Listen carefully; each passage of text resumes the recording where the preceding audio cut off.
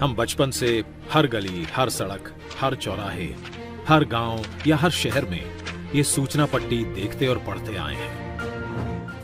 हमने ये भी देखा है कि एक सड़क बनने के बाद संबंधित विभाग को याद आता है कि यहां तो ऑप्टिकल फाइबर लगाना बाकी था, या कुछ दिनों बाद गैस पाइपलाइन बिछाने के लिए फिर से खुदाई शुरू हो जाती है। कहीं सड़क और रेल तो पहुंच जाती है, लेकिन इन दोनों को जोड़ने के लिए आवश्यक लास्ट माइल कनेक्टिविटी नहीं पहुंच पाती। इन सभी के पीछे सबसे बड़ा कारण है कि अलग अलग विभाग अलग अलग काम करते रहते हैं, और इन सब का परिणाम प्रोजेक्ट के पूरा होने में देरी, लागत में वृद्धि और आम जनता को परेशानी। ऐसा भी देखा गया है कि एक प्रोजेक्ट तो पूरा हो गया, लेकिन दूसरे प्रोजेक्ट के साथ कोऑर्डिनेशन के अभाव से जन सामान्य को उसका पूरा लाभ नहीं मिल पाता है। आइए इसे एक उदाहरण द्वारा समझते हैं। एक फर्टिलाइजर प्लांट तो स्थापित हुआ, लेकिन उस तक गैस पाइपलाइन की व्यवस्था नहीं की गई। गैस पाइपलाइन की अनुपलब्धता के कारण वो प्लांट पूरी तरह से उपयोग में नहीं लाया जा सका, जिससे करोड़ों की लागत से बने उस प्लांट का पूरा लाभ जन सामान्य तक नहीं पहुंच सका। इसी प्रकार सड़क निर्माण का काम कई एजेंसियां करती हैं। जैसे प्रमुख राजमार्गों का निर्माण NHAI करती है। इसके बाद आगे की सड़क का निर्माण राज्य PWD करती है। दूर दराज के गांवों की सड़कें प्रधानमंत्री ग्राम सड़क योजना के अंतर्गत बनती हैं, और सीमावर्ती क्षेत्रों में सड़कें बॉर्डर रोड ऑर्गेनाइजेशन BRO बनाती है। किसी भी एक विभाग के मध्य कोऑर्डिनेशन के अभाव से लोगों तक सड़कों का पूरा लाभ नहीं पहुंच पाता। सरकार ने देखा कि इंटर डिपार्टमेंटल कोऑर्डिनेशन के अभाव से प्रोजेक्ट कंप्लीशन में बहुत विलंब होता आया है। सरकार के अलग अलग विभागों ने अपने सिस्टम को किया फास्ट ट्रैक। पिछले 7 सालों में माननीय प्रधानमंत्री श्री नरेंद्र मोदी जी के नेतृत्व में तमाम ऐसे प्रोजेक्ट्स बने हैं जिसमें सारे विभागों ने समन्वय के साथ काम किया, जिससे बड़े अच्छे परिणाम आए। जैसे कि रेल मंत्रालय ने कॉमन ड्राइंग अप्रूवल सिस्टम का गठन किया और उसे भी कर दिया ऑनलाइन, जिससे सारे अप्रूवल्स एक ही पोर्टल पर मिल जाएं। भारतीय रेल की इस गति से 6 महीने में मिलने वाले अप्रूवल्स अब 2 से 3 महीने में ही मिलने लगे हैं। इसी प्रकार पर्यावरणीय मंजूरियों के लिए भी 3 अलग अलग ऑनलाइन सुविधा आरंभ कर दी गई है, जिसके अप्रूवल्स में पहले करीब 2 साल का वक्त लगता था। अब यह अवधि घटकर महज कुछ महीनों की हो गई है।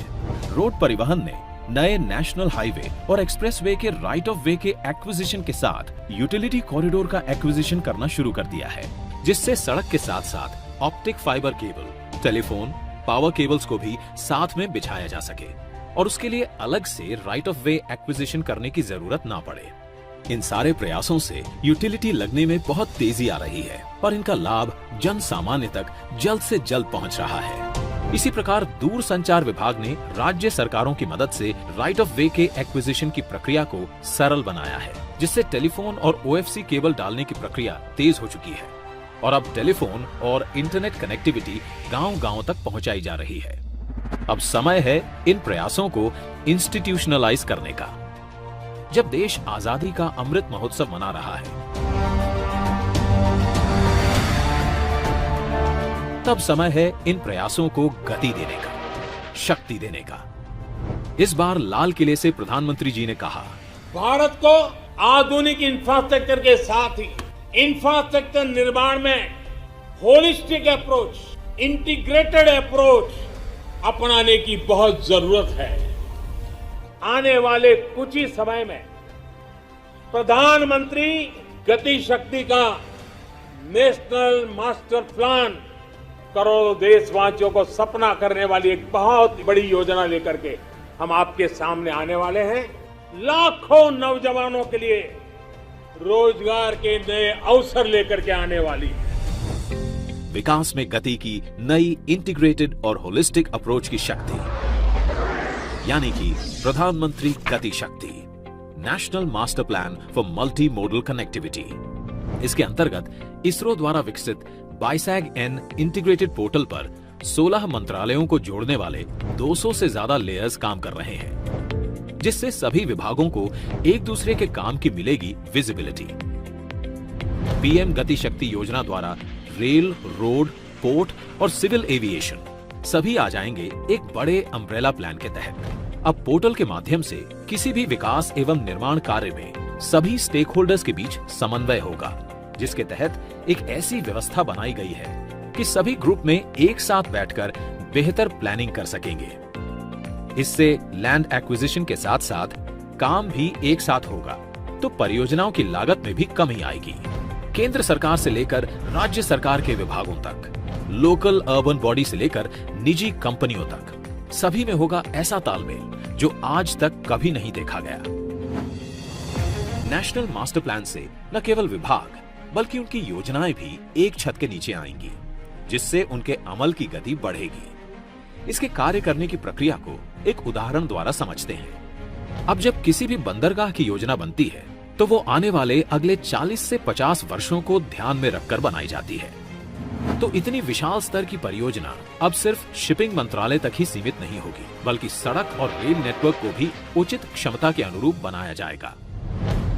नेशनल मास्टर प्लान से ये भी पता लगाया जा सकता है कि कहां पर सड़क बनी है और कहां पर नई सड़क के निर्माण की आवश्यकता है।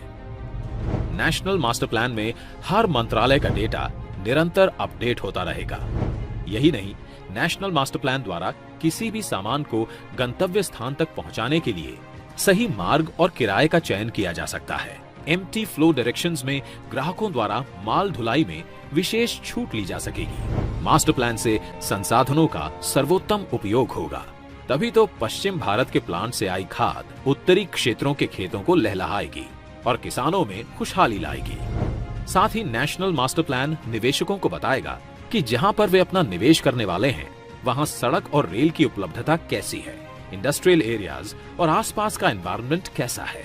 इससे बिजनेस और रोजगार के अवसर बढ़ेंगे। अब देश में गति की परिभाषा केवल यातायात ही नहीं, यहाँ शामिल है गति निर्णय की, गति सरकारी कार्यों की। इस प्लान को गति मिलते ही भारत में ऐसा इंफ्रास्ट्रक्चर आकार लेगा जिससे रेल से रोड पूरक हो, रोड से सी पोर्ट पूरक हो, सी पोर्ट से पोर्ट पूरक हो, ताकि रोड, रेल, बिजली, optic fibre cable, gas pipeline जैसी सुविधाओं से देश का कोई कोना वंचित ना रहे। तभी तो प्रगति में आएगी तेज गति। इंटीग्रेटेड मोबिलिटी द्वारा लोकल उत्पादों की बड़े बाजारों तक पहुंच बनेगी आसान। हमारे उद्योग भी होंगे कंपटीशन के लिए बेहतर तैयार और निर्यात होगा सुगम और देश की अर्थव्यवस्था के चक्के तेजी से घूमेंगे। वर्क इन प्रोग्रेस बनेगा वर्क इन पेस। प्रधानमंत्री गति शक्ति, national master plan for multi modal connectivity.